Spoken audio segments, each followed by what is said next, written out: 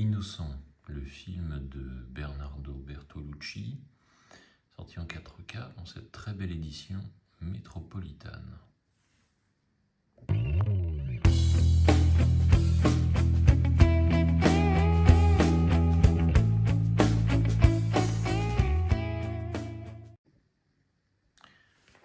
Très belle édition qui nous sort donc chez Métropolitane, Innocent, avec Eva Green, Louis Garrel et Michael Pitt. Un film de Bernardo Bertolucci.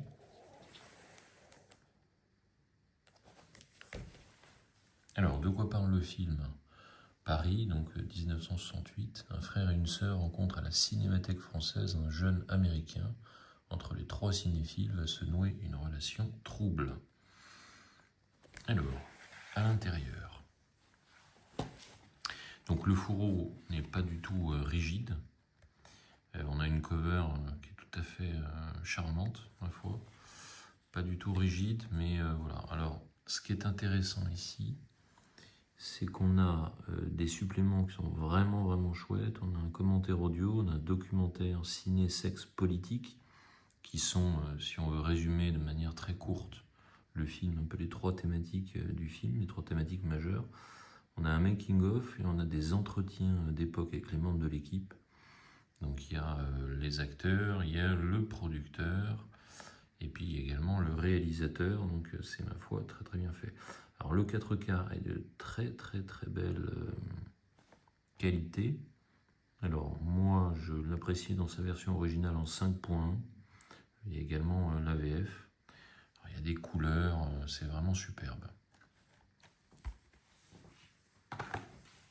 Alors à l'intérieur on a un magnifique digipack. Très belle cover ici. On privilégie le rouge, le blanc et le noir. Et puis derrière, voilà, une belle cover avec ce titre donc original, puis qui nous rappelle la scène introductive du film.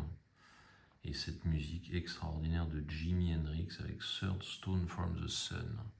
On est vraiment sur de la voltige psychédélique, une intro de film absolument divine. On déballe le digipack et à l'intérieur, on a vraiment un plan absolument magique. Donc on a des photos du film, on a énormément d'hommages cinématographiques dans ce film, que ce soit au cinéma de Godard, de Truffaut, que ce soit les Dames du Bois de Boulogne. Voilà.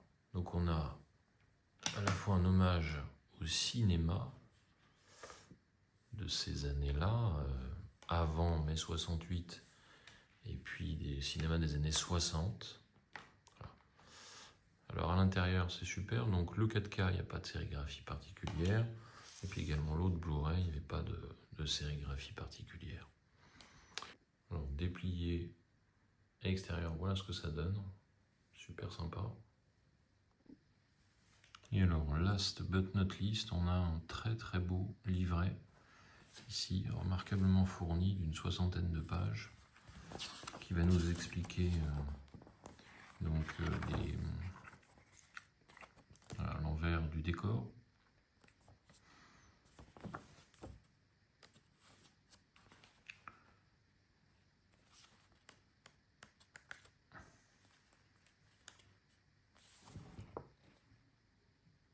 Voilà, ici on revient un peu sur les événements politiques, on revient sur Henri Langlois, la fameuse affaire Langlois, celui qui a créé la médiathèque et qui donc un jour se retrouve viré de l'établissement, ce qui va expliquer le début de certaines manifestations.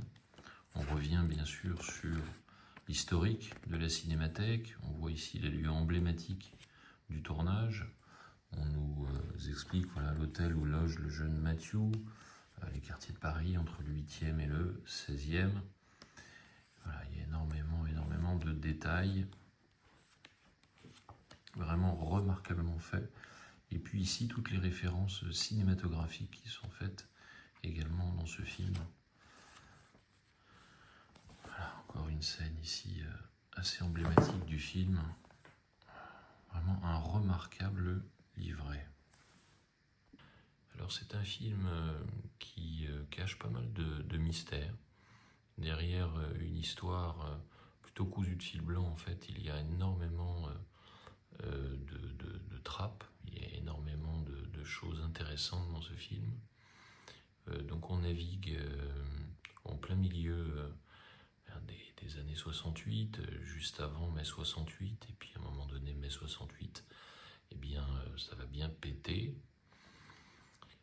Et ce film, c'est un pavé dans la mare d'une certaine rectitude, d'une certaine idée. Ici, on a une jeunesse qui tente à se libérer pleinement. Ce qui est très intéressant dans le film, c'est, on va dire, ce double visage qu'il y a entre l'appartement et cette espèce d'enfermement assez bourgeois, assez sclérosé, quoique un environnement tout de même très chaud, puisque les fenêtres restent fermées, et puis l'extérieur, justement. L'extérieur où il y a également la chaleur de la foule, la chaleur des manifestations, et la chaleur des, sans doute, revendications.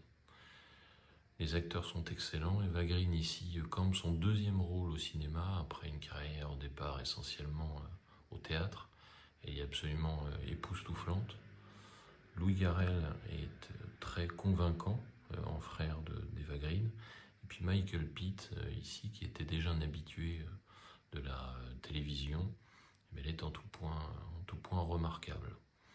Voilà, donc un film aussi sur une forme de rupture avec les parents. Un film d'une importante poésie et un film remarquablement lettré.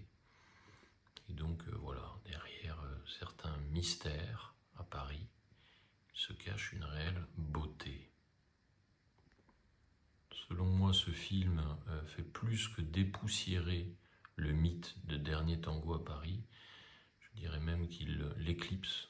Il l'éclipse quasiment en totalité, tant ici que ce soit le scénario, que ce soit la réalisation, la photo, la mise en scène et le jeu des acteurs sont absolument prodigieux et donnent à ce film un vent de liberté. Et puis alors comment ne pas évoquer la bande originale hein, dans le film, absolument époustouflante. On a parlé de Jimi Hendrix, également les Doors avec Maggie McGill, on a bien sûr Janis Joplin, et puis on a Michael Pitt qui reprend Hey Joe de Hendrix, et on a également la musique de pas mal de films de Godard, Bande à part, Pierrot le Fou, et puis également évoqué Truffaut avec Les 400 coups. Voilà, à plus, ciao.